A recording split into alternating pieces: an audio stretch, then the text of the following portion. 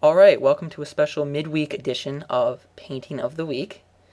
This painting was specifically requested by my two favorite U of M girls, Mara and Elizabeth.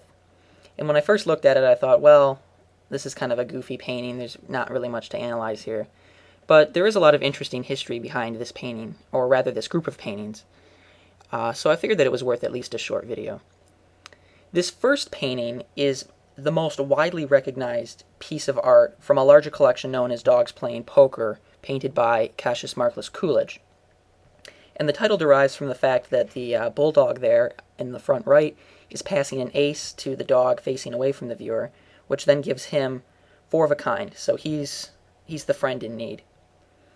And this painting in particular really has become derisively known throughout the United States as kind of an example of a working class family, that kind of lifestyle, what it looks like, and also the taste in home decoration, even, for a working class family at the time period in which this was painted. And there were a series of 16 oil paintings like this that were commissioned in 1903 by the Brown and Bigelow Company, which was a promotional advertising company out of St. Paul, Minnesota.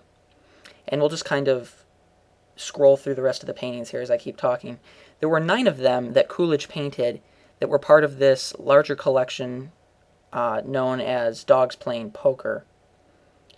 And this company, Brown and Bigelow, which produced this advertising artwork, actually they still produce advertising specialties today, things like little clocks and pens and spoons and even advertising calendars.